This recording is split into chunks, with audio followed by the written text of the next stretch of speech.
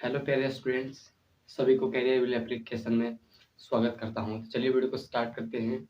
और आज मैं बताता हूं कि नंबर सिस्टम सबसे फर्स्ट चैप्टर जो नवोदय विद्यालय का मैथ का है, वो सबसे फर्स्ट चैप्टर आपका संख्या पद्धति नंबर सिस्टम है। और मैं उसको बताता हूँ एक एक बार। मैं कहा था कि एक सीरीज आएगा जो इस चैनल पर देखने के लिए मिलेगा। देखिए लाइव क्लास तो नहीं करा पाएंगे क्योंकि अभी टाइम का प्रॉब्लम है, तो अभी रिकॉर्डेड वीडियो अपलोड होगा इसी चैनल पर, तो आप देख सकते हैं। तो चलिए देखिए, सबसे पहला है कि चैप्टर का कॉन्सेप्ट देखते हैं। देखिए सबसे पहला बात है कि आप अगर पढ़ते हैं तो आप सबसे पहला चैप्टर का कॉन्सेप्ट देखिए। इसके बाद जो विगत वर्षों का प्रश्नवाली है, अभ्यास प्रश्नवाली है और प्रयास कीजिए, तीनों मैं एक-एक करके अपलोड करूँगा और इसी चैनल के माध्यम से आपको देखने को मिलेगा। तो चलिए स्टार्ट करते हैं। सबसे पहले नंबर सिस्टम का कॉन्सेप्ट। देखिए इसमें ज़्यादा नहीं 8-9 टॉपिक है जो कि मैं अभी बता देता हूँ आपको। तो चलिए सबसे पहले है कि देखिए नंबर सिस्टम को कितने प्रकार से सिस्टम कैटेगराइज किया गया है। तो देखिए आपको सबसे पहला है कि नंबर सिस्टम को 3 कैटेगराइज में किया गया है। देखिए सबसे पहला है कि भारतीय गणना प्रणाली, जो कि मैं लिख कर बता देता हूँ। भारतीय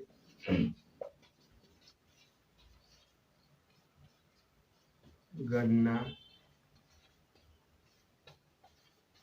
प्रणाली, और आपका सेकेंड में है अंतरराष्ट्रीय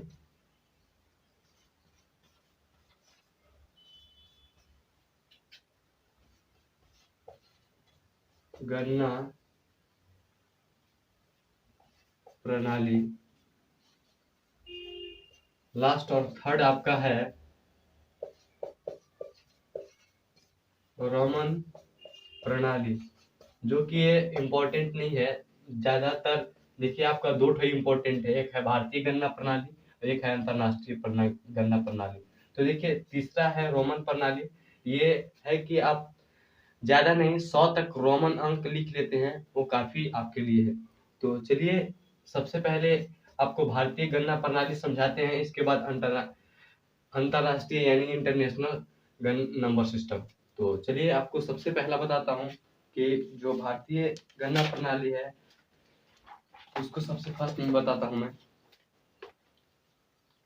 देखिए अब जो दहाते हैं नंबर को, वही होता है आपका भारतीय गणना प्रणाली। और जो इंटरनेशनल है, जैसे हम लोग दहाते हैं इकाई, दहाई, सैकड़ा, हजार, उसी तरह से जो अंतरराष्ट्रीय गणना प्रणाली है उसको इकाई, दहाई, सैकड़ा, हजार, 10,000 तक सेम रहता है अंतरराष्ट्रीय गणना प्रणाली और भारतीय गणना प्रणाली। 10,000 के बाद हम लोग का आता है लाख, उन लोग का आता है 100,000। तो इसके बाद 100,000 के बाद अंतरराष्ट्रीय गणना प्रणाली में मिलियन, 10 मिलियन, इसके बाद 100 मिलियन आता है। और अगर वही बात करें भारतीय गणना प्रणाली का, तो लाख, 10 लाख, करोड़, 10 करोड़, ऐसे जो दहाने का काम है वो किया जाता है। तो उम्मीद है कि ये दोनों समझ में आया होगा, अंतरराष्ट्रीय गणना प्रणाली और भारतीय गणना प्रणाली। तो तीसरा है रोमन, जो कि मैं बताया कि आपको 100 तक अगर याद होगा रोमन में तो काफी है। तो चलिए अगला टॉपिक देखते हैं। देखिए सबसे इम्पोर्टेंट, इसमें से एक क्वेश्चन जरूर पूछ देता है। अगर स्थानीय मान नहीं पूछेगा तो जातीय मान पूछ देगा, और अगर जातीय मान नहीं पूछेगा तो स्थानीय मान पूछ देगा। चलिए मैं बताता हूँ आपको डीपली से जाकर कि स्थानीय मान और जातीय मान कैसे निकालते हैं कोई संख्या का। तो चलिए इसको इरेज कर देते हैं। तो सबसे पहले देखिए स्थानीय मान मैं निकालना बता देता हूँ। स्थानीय मान, जो इंग्लिश में कहते हैं इसको प्लेस वैल्यू। देखिए कोई संख्या का स्थानीय मान कैसे निकालते हैं, तो देखिए कोई संख्या ले लेते हैं एग्जांपल में। उसका कोई संख्या जैसे ले लीजिए 86754। जैसे कोई संख्या उठा लीजिए, 7 का पूछ देगा कि 7 का स्थानीय मान निकालिए। तो किस प्रकार निकालते हैं, देखिए स्थानीय मान बहुत ही आसान है निकालना, एक बार बताएंगे तो आप सीख जाइएगा। तो चलिए देखिए 7 का स्थानीय मान पूछ देगा तो आपको क्या करना है कि जो संख्या का पूछेगा स्थानीय मान उसको सिर्फ लिख लेना है। लिखने के बाद क्या करना है आपको कि मल्टीप्लाई का साइन दे देना। मल्टीप्लाई का साइन देने के बाद देखिए एक अपने आप से लिख लीजिएगा और जितने अंक के बाद रहेगा, देखिए जितने अंक के बाद इकाई दहाई दहाई अंक के बाद क्या है, जो संख्या का पूछा है स्थानीय मान वो है, तो वो संख्या को लिख दिए हैं। इसके बाद आपको क्या करना है कि जो संख्या इधर बच जाएगा उसको 2 ठो जीरो बैठा देंगे। देखिए दो संख्या के बाद जो जिसका मान पूछा था स्थानीय मान वो है, तो देखिए 2.0 बैठा दिए हैं। इसके बाद इसको मल्टीप्लाई करके इतना तो पूछ देगा कि जी इस संख्या का 86754 का 7 का स्थानीय मान, तो देखिए 700 हो जाएगा। तो इसी तरह से आप निकाल सकते हैं कोई भी संख्या का, इसी तरीके से निकाल सकते हैं। देखिए जैसे कि इसी में से अगर 8 का पूछ देगा, 8 का स्थानीय मान, तो आपको क्या करना होगा कि देखिए इरेज कर देते हैं इसको।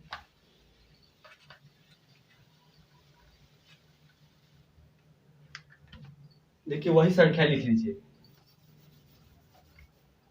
वही संख्या लिख लीजिए। जैसे संख्या था 86754, तो पूछ देगा पहले 7 का निकाल दिए हैं, इसके बाद 8 का अगर पूछ देगा तो आपको क्या करना है कि 8 को लिख देना है। इसके बाद मल्टीप्लाई का साइन दे देना है।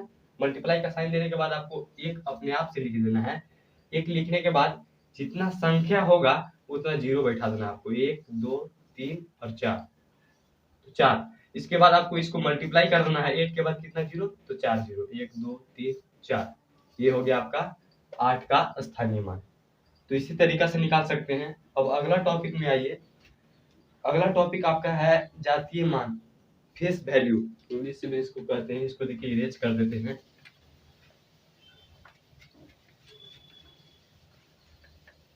अब आते हैं अगला टॉपिक में। देखिए आपका अगला टॉपिक आपको है जातीय मान, जो कि देखिए ये रिलेटेड टॉपिक है, दोनों ये रिलेटेड टॉपिक है जातीय मान। इससे क्वेश्चन आपको वीवीआई आप लगा लीजिएगा, इससे क्वेश्चन फिक्स पूछेगा। तो चलिए आपको जातीय मान, इसका इंग्लिश में कहते हैं फेस वैल्यू, फेस वैल्यू। अब आप इसको सीखिए। तो चलिए इसको कैसे निकालेंगे जातीय मान, तो आपको बताता हूँ। देखिए कोई संख्या ले लीजिए उदाहरण में। देखिए जैसे कि 3 5 6 7 ले लीजिए, कोई संख्या है। इसका कोई संख्या का इसमें से कोई संख्या है, देखिए 7 का पूछ देगा कि 7 का जातीय मान क्या होगा, 6 का जातीय मान क्या होगा, 5 का जातीय मान और 3 का जातीय मान। अगर पूछ देगा सभी का, अगर कोई एक संख्या का पूछेगा तो उसका निकाल लीजिएगा, अभी बता रहा हूँ। और 6 का पूछेगा तो 6 का, अगर सब चारों संख्या का पूछेगा तो चारों संख्या के आप निकाल लीजिएगा। मैं एक बता दे रहा हूँ, आप सारा कर लीजिएगा। तो देखिए जैसे 7 का, तो देखिए अगर जातीय मान पूछेगा तो जो संख्या का पूछेगा वही संख्या हो जाएगा जातीय मान। देखिए 7 का 7 का पूछा तो 7 का जातीय मान। देखिए अगर 7 का जातीय मान पूछेगा तो जो संख्या का पूछेगा वही संख्या लिख देना है आपको, कुछ नहीं करना है, जो संख्या पूछेगा उसी का लिख देना है। अब क्या पूछेगा अगला, देखिए फर्स्ट हो गया, फर्स्ट क्वेश्चन पूछेगा। अब सेकंड क्वेश्चन अगर इसी में से पूछ देगा कि 6 का जातीय मान क्या होगा, अगर 6 का जातीय मान पूछ देगा तो आपको क्या बताया कि जो संख्या का पूछेगा वही संख्या लिख देना है, 6 पूछ लिख देना है। अगर 5 का पूछेगा, 5 का जातीय मान, तो आपको क्या करना है कि 5 लिख देना है। अगर 3 का पूछेगा तो 3 का लिख देना है। जो संख्या का पूछेगा, जो संख्या दिया रहेगा वही संख्या में से पूछेगा कि 7 का जातीय मान बताइए। तो जो जातीय मान में क्या होता है कि जो संख्या का पूछेगा वही संख्या के आपको लिख देना है। तो चलिए अब अगला टॉपिक देखिए, स्थानीय मान और जातीय मान, इसको एकदम रख लीजिएगा। तो चलिए अब आगे बताते हैं। देखिए एक और है प्रीफिक्स एंड सफिक्स, पूर्ववर्ती और उत्तरवर्ती। देखिए मैं इसको भी सिखा देता हूँ, जो कि ये भी इम्पोर्टेंट है, तो इसको भी सिखा देता हूँ।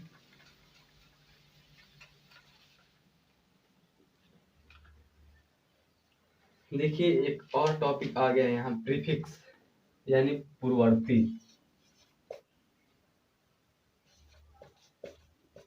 इसको इंग्लिश में क्या बोलते हैं, तो प्रीफिक्स। और दूसरा है, इसी का टॉपिक है उत्तरवर्ती यानी इसको क्या कहते हैं इंग्लिश में, सफिक्स। देखिए दोनों टॉपिक को एक ही साथ में समझा दे रहा हूँ। देखिए पूर्ववर्ती और उत्तरवर्ती, देखिए क्या होता है। देखिए सबसे पहले पूर्ववर्ती को समझते हैं। देखिए पूर्ववर्ती क्या होता है कि कोई संख्या रहेगा, दिया रहेगा, जैसे 8 का पूछ देगा कि पूर्ववर्ती संख्या क्या है, तो आपको क्या करना होगा कि 8 में क्या करना होगा कि 1 माइनस कर देना होगा। कितना हो जाएगा 7। अगर 8 का पूर्ववर्ती पूछ देगा तो कितना, 8 का पूर्ववर्ती संख्या क्या हो जाएगा, तो आपका 7 हो जाएगा। कोई भी संख्या ले लीजिए, 10 का पूर्ववर्ती पूछेगा तो आपको क्या करना है, 1 माइनस कर देना है, तो कितना हो जाएगा कोई संख्या, तो 9। तो पूछ देगा कि 10 का पूर्ववर्ती संख्या बताइए, तो कितना हो जाएगा, आंसर 9 हो जाएगा। अब आते हैं, देखिए पूर्ववर्ती आपको समझ में आया होगा, तो आपको आगे बताता हूँ कि उत्तरवर्ती क्या है। आपको सेकेंड उत्तरवर्ती क्या है तो आपको बताता हूँ। देखिए कोई संख्या है, उसमें एक ऐड कर दीजिए। जैसे 12 का उत्तरवर्ती पूछेगा तो आपको क्या करना है, एक ऐड करना है। इसमें क्या करना था, ये घटा देना था, इसमें क्या करना है, एक जोड़ देना है, तो आपको 13। 12 का उत्तरवर्ती संख्या क्या हुआ, 13। अब पूछ देगा कोई संख्या 15 ले लीजिए, 15 का उत्तरवर्ती संख्या क्या होगा, तो एक जोड़ देना है, कितना हो जाएगा 16। 15 का उत्तरवर्ती संख्या 16। तो इसी तरीके से आपको बनाना है। तो देखिए इतना ही संख्या था। और क्या है कि अगला टॉपिक में जाइए तो देखिए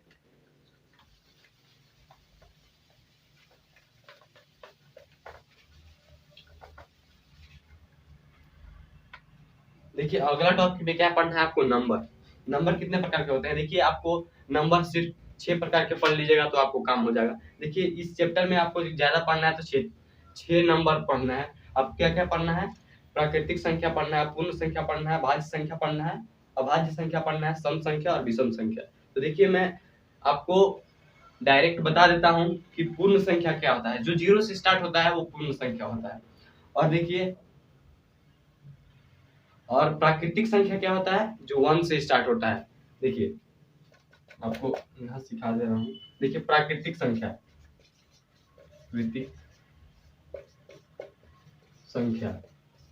देखिए प्राकृतिक संख्या क्या होता है, जो 1 से स्टार्ट हो, 1 2 3 4 5 ऐसे कर करके इनफाइनाइट तक, जो इनफाइनाइट तक होगा उसको क्या करते हैं, प्राकृतिक संख्या। अब अगला आएगा भाज्य संख्या। भाज्य भाज्य संख्या, भाज्य संख्या नहीं, पहले भाज्य संख्या नहीं आएगा। देखिए फिर इसके बाद देखिए प्राकृतिक संख्या जो 1 से स्टार्ट हो और इनफाइनाइट तक जाए। आगे होगा पूर्ण संख्या, पूर्ण संख्या, इसको होल नंबर भी बोलते हैं इंग्लिश में, होल नंबर। इंग्लिश भी जानना बहुत ही इंपॉर्टेंट है, तो होल नंबर है। तो देखिए पूर्ण संख्या जो 0 से स्टार्ट हो, 0 1 2 3 4 5 से लेकर इनफाइनाइट तक, मतलब अनंत तक।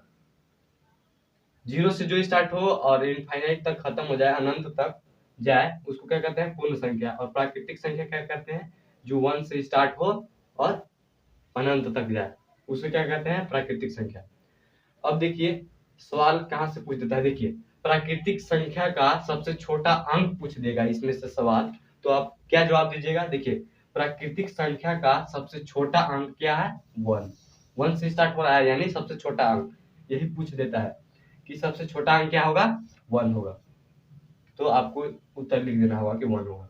अब इसमें से अगर वही सवाल पूछ देगा कि पूर्ण संख्या का सबसे छोटा अंक क्या होगा, तो 0 होगा। तो इसी तरह से क्वेश्चन पूछता है। तो अब आगे आते हैं, 2 नंबर बता दिए हैं। इसके बाद तीसरा नंबर में देखिए आपको भाज्य और अभाज्य 2 संख्या के और बता दे रहे हैं। देखिए इससे रिलेटेड है। अब आगे आते हैं, अगला टॉपिक है आपका भाज्य अभाज्य। भाज्य संख्या और अभाज्य दोनों को एक ही साथ समझा दे रहा हूँ। अभाज्य संख्या